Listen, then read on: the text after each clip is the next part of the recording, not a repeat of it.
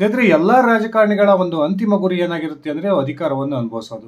ತಾವಿರ್ತಕ್ಕಂಥ ಪಕ್ಷದಲ್ಲಿ ಒಂದು ಉನ್ನತ ಹುದ್ದೆಯನ್ನು ಪಡಿಬೇಕು ಹಾಗೂ ನಾವು ಸರ್ಕಾರದ ಭಾಗವಾಗಿ ಸರ್ಕಾರದಲ್ಲಿ ಒಂದು ಉತ್ತಮ ಹುದ್ದೆಯನ್ನು ಪಡೆಯೋದ್ರ ಮೂಲಕ ರಾಜ್ಯದ ಅಧಿಕಾರವನ್ನು ಅನುಭವಿಸಬೇಕು ಅನ್ನೋದು ಎಲ್ಲ ರಾಜಕಾರಣಿಗಳ ಒಂದು ಅಂತಿಮವಾದ ಗುರಿಯಾಗಿರುತ್ತೆ. ಇದೇ ರೀತಿ ಕೆಲವು ರಾಜಕಾರಣಿಗಳು ಎಷ್ಟೇ ಪ್ರಯತ್ನ ಪಟ್ಟರೂ ಕೂಡ ಅವರಿಗೆ ಆ ಅದೃಷ್ಟ ಒಲ್ದು ಬಂದಿರೋದಿಲ್ಲ. ಏನೇ ಪ್ರಯತ್ನಗಳನ್ನು ಮಾಡಿದರೂ ಕೂಡ ಅವರಿಗೆ ಪಕ್ಷದಲ್ಲಾಗಲಿ ರಾಜ್ಯದ ಸರ್ಕಾರದಲ್ಲೇ ಆಗಲಿ ಒಂದು ಹುದ್ದೆ ಸಿಗದೆ ಹೋಗಿರ್ತಕ್ಕಂಥ ಉದಾಹರಣೆಗಳನ್ನು ನಾವು ಸಾಕಷ್ಟು ನೋಡಿದ್ವಿ. ಅದೇ ರೀತಿ ಕೆಲವೊಂದು ರಾಜಕಾರಣಿಗಳಿಗೆ ಅದೃಷ್ಟ ಯಾವ ರೀತಿ ಇರುತ್ತೆ ಅಂದರೆ ಅವರು ಬೇಡ ಅಂದರೂ ಕೂಡ ಅಧಿಕಾರ ಅವರನ್ನು ಹುಡ್ಕೊಂಡು ಬರೋದನ್ನು ನಾವು ಸಾಕಷ್ಟು ಉದಾಹರಣೆಗಳನ್ನು ಈಗಾಗಲೇ ನೋಡಿದ್ವಿ.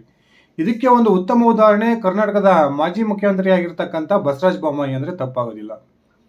ಕಳೆದ ಒಂದು ಅವಧಿಯಲ್ಲಿ ರಾಜ್ಯದಲ್ಲಿ ಅಸ್ತಿತ್ವದಲ್ಲಿದ್ದಂತಹ ಯಡಿಯೂರಪ್ಪ ನೇತೃತ್ವದ ಸರ್ಕಾರ ಪತನ ಆಗತಕ್ಕಂಥ ಬಂದಂಥ ಸಂದರ್ಭದಲ್ಲಿ ಬಸವರಾಜ ಬೊಮ್ಮಾಯಿ ಅಚಾನಕ್ ಆಗಿ ರಾಜ್ಯದ ಮುಖ್ಯಮಂತ್ರಿಯಾಗಿ ಅಧಿಕಾರವನ್ನು ಸ್ವೀಕರಿಸಿ ಎಲ್ಲರ ಒಂದು ಉಬ್ಬೇರಿಸುವಂತೆ ಮಾಡಿದರು.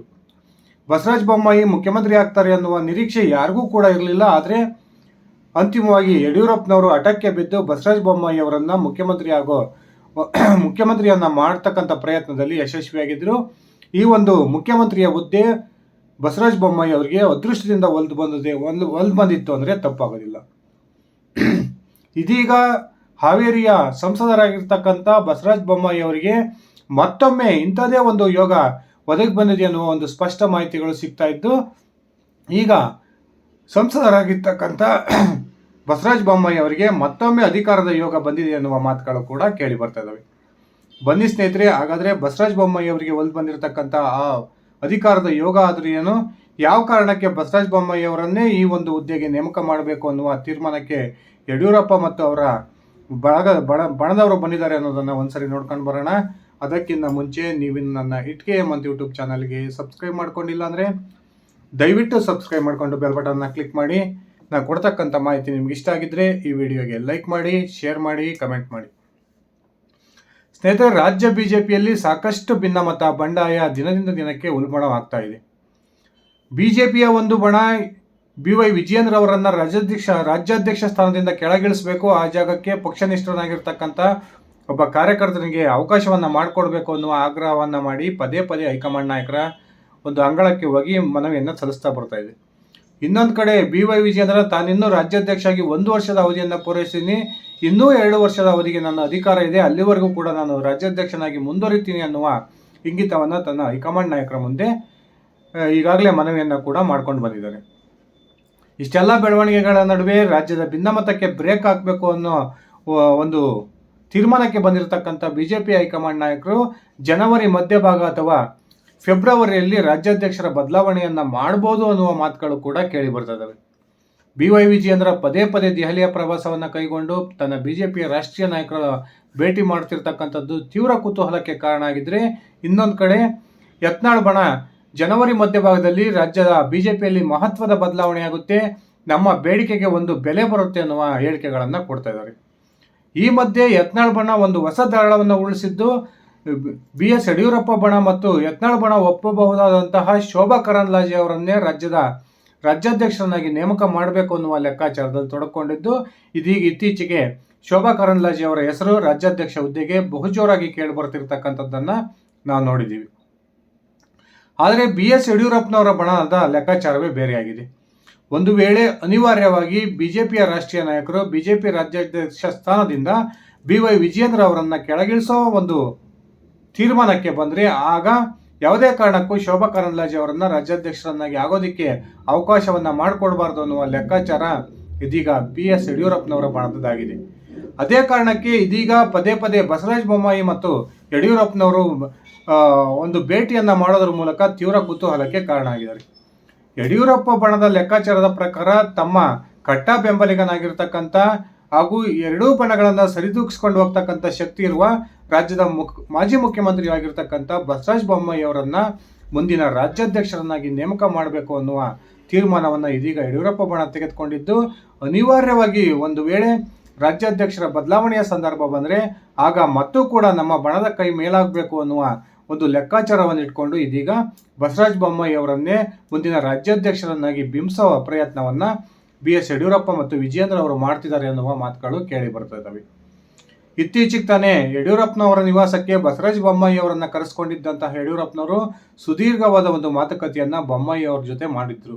ಅದಲ್ಲದೆ ಮತ್ತೆ ನಿನ್ನೆ ಮೊನ್ನೆ ಕೂಡ ಯಡಿಯೂರಪ್ಪ ಮತ್ತು ಬೊಮ್ಮಾಯಿ ಅವರು ಭೇಟಿಯಾಗಿರ್ತಕ್ಕಂಥದ್ದು ತೀವ್ರ ಕುತೂಹಲವನ್ನ ಕೇಳಿಸಿದ್ದು. ಇದೀಗ ಯಡಿಯೂರಪ್ಪನವರು ರಾಜ್ಯಾಧ್ಯಕ್ಷ ಹುದ್ದೆಗೆ ನೀವು ಒಪ್ಕೊಳ್ಬೇಕು ಅನ್ನುವ ಒಂದು ಮನವರಿಕೆಯನ್ನ ಬಸವರಾಜ ಬೊಮ್ಮಾಯಿ ಅವರಿಗೆ ಮಾಡಿಕೊಟ್ಟಿದ್ದಾರೆ ಅನ್ನುವ ಒಂದು ಸ್ಪಷ್ಟ ಸೂಚನೆಗಳು ಸಿಗ್ತಾ ಇದಾವೆ. ಈಗಾಗಲೇ ಯತ್ನಾಳ್ ಬಣದ ಅನೇಕ ನಾಯಕರು ಬಹಿರಂಗವಾಗಿ ಹೇಳಿಕೆಯನ್ನು ಕೊಡ್ತಾ ಇದ್ದಾರೆ. ಶೀಘ್ರದಲ್ಲಿ ರಾಜ್ಯಾಧ್ಯಕ್ಷ ಹುದ್ದೆ ಬದಲಾವಣೆ ಆಗುತ್ತೆ, ಆ ಮೂಲಕ ನಮ್ಮ ಬಣದ ಕೈ ಮೇಲಾಗುತ್ತೆ ಅನ್ನುವ ಹೇಳಿಕೆಯನ್ನು ಕೊಡ್ತಾ ಇದ್ರೆ, ಇದೀಗ ಆ ಬಣಕ್ಕೆ ಟಕ್ಕರ್ ಕೊಡ್ತಕ್ಕಂಥ ಪ್ರಯತ್ನಕ್ಕೆ ಯಡಿಯೂರಪ್ಪನವರ ಬಣ ಕೈ ಹಾಕಿದ್ದು. ಒಂದು ವೇಳೆ ಅನಿವಾರ್ಯವಾಗಿ ಬಿಜೆಪಿಯ ರಾಷ್ಟ್ರೀಯ ನಾಯಕರು ರಾಜ್ಯಾಧ್ಯಕ್ಷ ಹುದ್ದೆಯ ಬದಲಾವಣೆಯನ್ನ ಒಂದು ತರೋದೇ ಆದರೆ ಆಗ ತಮ್ಮ ಬೆಂಬಲಿಗನೇ ಮತ್ತೆ ರಾಜ್ಯಾಧ್ಯಕ್ಷನಾಗಬೇಕು ಅನ್ನುವ ತೀರ್ಮಾನಕ್ಕೆ ಬಂದಿದ್ದು. ಇದೀಗ ಆ ಒಂದು ಸ್ಥಾನಕ್ಕೆ ಕರ್ನಾಟಕದ ಮಾಜಿ ಮುಖ್ಯಮಂತ್ರಿ ಬಸವರಾಜ ಬೊಮ್ಮಾಯಿ ಅವರ ಹೆಸರನ್ನ ತೇಲ್ಬಿಟ್ಟಿರ್ತಕ್ಕಂಥದ್ದು ಕುತೂಹಲಕ್ಕೆ ಕಾರಣವಾಗಿದೆ. ಸ್ನೇಹಿತರೆ, ಈ ಹಿಂದೆಯೂ ಕೂಡ ಮುಖ್ಯಮಂತ್ರಿ ಸ್ಥಾನದಿಂದ ಯಡಿಯೂರಪ್ಪನವ್ರು ಕೆಳಗಿಳಿತಕ್ಕಂಥ ಸಂದರ್ಭದಲ್ಲಿ ಅರವಿಂದ್ ಬೆಲ್ಲದ್, ಅಶ್ವಥ್ ನಾರಾಯಣ್ ಈ ರೀತಿಯ ಅನೇಕ ನಾಯಕರ ಹೆಸರು ರಾಜ್ಯದ ಮುಖ್ಯಮಂತ್ರಿ ಸ್ಥಾನಕ್ಕೆ ಕೇಳಿ ಬಂದಿದ್ರು ಕೂಡ ಅಂತಿಮವಾಗಿ ಆ ಒಂದು ವಿಚಾರದಲ್ಲೂ ಯಡಿಯೂರಪ್ಪನವರ ಕೈ ಮೇಲಾಗಿದ್ದನ್ನು ನಾವು ನೋಡಿದ್ವಿ. ಅತ್ಯಂತ ಅಚ್ಚರಿಯ ರೀತಿಯಲ್ಲಿ ರಾಜ್ಯದ ಮುಖ್ಯಮಂತ್ರಿಯಾಗಿ ಬಸವರಾಜ ಬೊಮ್ಮಾಯಿ ಆ ಸಂದರ್ಭದಲ್ಲಿ ಅಧಿಕಾರವನ್ನು ಸ್ವೀಕರಿಸಿದರು. ಈಗಲೂ ಕೂಡ ಬಸವರಾಜ ಬೊಮ್ಮಾಯಿ ಬಿಜೆಪಿಯ ರಾಜ್ಯಾಧ್ಯಕ್ಷ ಹುದ್ದೆ ಆಕಾಂಕ್ಷಿ ಆಗದೇ ಇದ್ರೂ ಕೂಡ ಯಡಿಯೂರಪ್ಪನವರು ತಮ್ಮ ಈ ಕಟ್ಟ ಬೆಂಬಲಿಗ ಅನ್ನುವ ಕಾರಣಕ್ಕೆ ಬಸವರಾಜ ಬೊಮ್ಮಾಯಿ ಅವರನ್ನೇ ಆ ಸ್ಥಾನದಲ್ಲಿ ಕೂರಿಸಿದ್ರೆ ಮುಂಬರ್ತಕ್ಕಂಥ 2028ರ ಚುನಾವಣೆಯ ನಂತರ BY ವಿಜಯೇಂದ್ರ ಅವರಿಗೆ ಒಂದು ಸೂಕ್ತ ಅವಕಾಶ ರಾಜ್ಯ ರಾಜಕಾರಣದಲ್ಲಿ ಸಿಗ್ಬೋದು ಅನ್ನುವ ಲೆಕ್ಕಾಚಾರದಲ್ಲಿದ್ದಾರೆ ಅನ್ನುವ ಮಾತುಗಳು ಕೂಡ ಕೇಳಿ ಬರ್ತದವೆ. ಅದೇ ಕಾರಣಕ್ಕೆ ಶೋಭಾ ಕರಂದ್ಲಾಜೆ ಅವರನ್ನ ಯಾವುದೇ ಕಾರಣಕ್ಕೂ ರಾಜ್ಯಾಧ್ಯಕ್ಷ ಹುದ್ದೆಗೆ ನೇಮಕ ಮಾಡಬಾರ್ದು ಅನ್ನುವ ಪ್ರಯತ್ನಕ್ಕೆ ಇದೀಗ ಯಡಿಯೂರಪ್ಪ ಬಣ ಕೈ ಹಾಕಿದ್ದು. ಆ ಒಂದು ಸ್ಥಾನಕ್ಕೆ ವಿಜಯೇಂದ್ರ ಅವರ ಪರ್ಯಾಯವಾಗಿ ಬಸವರಾಜ ಬೊಮ್ಮಾಯಿ ಅವರನ್ನು ತಂದು ಕೂರಿಸಬೇಕು ಅನ್ನುವ ಪ್ರಯತ್ನವನ್ನು ಈಗಾಗಲೇ ಜೋರಾಗಿ ಮಾಡ್ತಿದ್ದಾರೆ ಅನ್ನುವ ಮಾತುಗಳು ಕೇಳಿ ಬರ್ತವೆ. ಇನ್ನೊಂದು ಕಡೆ ನಿನ್ನೆ ತಾನೇ ಬಿಜೆಪಿಯ ವರಿಷ್ಠ ಅಮಿತ್ ಶಾ ಅವರನ್ನ ಭೇಟಿ ಮಾಡಿರ್ತಕ್ಕಂಥ ರಾಜ್ಯದ ಅಧ್ಯಕ್ಷ BY ವಿಜಯೇಂದ್ರ ಅವರು ರಾಜ್ಯದ ಸದ್ಯದ ರಾಜಕೀಯ ಪರಿಸ್ಥಿತಿಯ ಕುರಿತು ಎಲ್ಲ ಮನವರಿಕೆಯನ್ನು ಕೂಡ ಅಮಿತ್ ಶಾ ಅವರಿಗೆ ಮಾಡಿಕೊಟ್ಟಿದ್ದಾರೆ ಅನ್ನುವ ಮಾತುಗಳು ಕೇಳಿ ಬರ್ತಾ ಇದ್ದು. ಅಮಿತ್ ಶಾ ಕೂಡ ಈ ವಿಜಯೇಂದ್ರ ಅವರಿಗೆ ಒಂದು ಬಹುದೊಡ್ಡ ಟಾಸ್ಕ್ ಅನ್ನ ಕೊಟ್ಟಿದ್ದಾರೆ ಅನ್ನುವ ಮಾತುಗಳು ಈಗ ಸ್ಪಷ್ಟವಾಗಿ ಕೇಳಿ ಬರ್ತಾ ಇದ್ದಾವೆ. ರಾಜ್ಯದ ಈಗಾಗಲೇ ಗುತ್ತಿಗೆದಾರನ ಆತ್ಮಹತ್ಯೆಗೆ ಸಂಬಂಧಪಟ್ಟಂತೆ ಏನು ಪ್ರಿಯಾಂಕಾ ಖರ್ಗೆ ಅವರ ಒಂದು ರಾಜೀನಾಮೆಗೆ ಬಿಜೆಪಿ ನಾಯಕರು ಒತ್ತಾಯವನ್ನು ಮಾಡ್ತಿದ್ದಾರೆ. ಆ ಪ್ರಿಯಾಂಕಾ ಖರ್ಗೆ ಅವರ ರಾಜೀನಾಮೆಯನ್ನ ಪಡೆಯೋದ್ರಲ್ಲಿ ನೀವು ಯಶಸ್ವಿಯಾಗಿದ್ದೇ ಆದರೆ ನಿಮ್ಮನ್ನ ರಾಜ್ಯಾಧ್ಯಕ್ಷ ಹುದ್ದೆಯಲ್ಲಿ ಮುಂದುವರಿಸ್ತೀವಿ ಅನ್ನುವ ಒಂದು ನಿರ್ದೇಶನವನ್ನು ಈಗಾಗಲೇ ಅಮಿತ್ ಶಾ ಅವರು ವಿಜಯೇಂದ್ರ ಅವರಿಗೆ ಕೊಟ್ಟಿದ್ದಾರೆ ಅನ್ನುವ ಮಾತುಗಳು ಕೇಳಿ ಬರ್ತಾ ಇದ್ದು. ದೆಹಲಿಯಿಂದ ವಾಪಸ್ಸಾದ ನಂತರ ವಿಜಯೇಂದ್ರ ಅವರು ಪ್ರಿಯಾಂಕಾ ಖರ್ಗೆಯ ವಿರುದ್ಧ ಯಾವ ರೀತಿಯ ಹೋರಾಟವನ್ನ ಸಂಘಟಿಸ್ತಾರೆ ಅನ್ನೋದು ಅಚ್ಚರಿಗೆ ಕಾರಣ ಆಗಿದೆ. ಸ್ನೇಹಿತರೆ, ನಿಮ್ಮ ಅಭಿಪ್ರಾಯದ ಪ್ರಕಾರ ಒಂದು ವೇಳೆ ರಾಜ್ಯಾಧ್ಯಕ್ಷ ಸ್ಥಾನ ಬದಲಾವಣೆ ಆಗೋದೇ ಆದರೆ ಬಸವರಾಜ ಬೊಮ್ಮಾಯಿ ಅವರು ಆ ಒಂದು ಸ್ಥಾನಕ್ಕೆ ಸೂಕ್ತ ವ್ಯಕ್ತಿಯ ಅಥವಾ ಯಾರನ್ನ ಬಿಜೆಪಿಯ ರಾಜ್ಯಾಧ್ಯಕ್ಷರನ್ನಾಗಿ ನೀವು ನೋಡಲು ಬಯಸ್ತೀರಾ? ದಯವಿಟ್ಟು ಕಮೆಂಟ್ ಮಾಡಿ. ಇದಿಷ್ಟಾಗಿತ್ತು ನನ್ನ ಇವತ್ತಿನ ಈ ವಿಡಿಯೋ. ನಾನು ಕೊಟ್ಟಿರ್ತಕ್ಕಂಥ ಮಾಹಿತಿ ನಿಮಗೆ ಇಷ್ಟ ಆಗಿದ್ದರೆ ಈ ವಿಡಿಯೋಗೆ ಲೈಕ್ ಮಾಡಿ, ಶೇರ್ ಮಾಡಿ, ಕಮೆಂಟ್ ಮಾಡಿ. ನೀವು ನನ್ನ ಇಟ್ಕೆ ಮತ್ತು ಯೂಟ್ಯೂಬ್ ಚಾನಲ್ಗೆ ಸಬ್ಸ್ಕ್ರೈಬ್ ಮಾಡ್ಕೊಂಡಿಲ್ಲ ಅಂದರೆ ದಯವಿಟ್ಟು ಸಬ್ಸ್ಕ್ರೈಬ್ ಮಾಡಿಕೊಂಡು ಬೆಲ್ ಬಟನನ್ನು ಕ್ಲಿಕ್ ಮಾಡಿ. ಧನ್ಯವಾದಗಳು ಸ್ನೇಹಿತರೆ, ಶುಭ ದಿನ.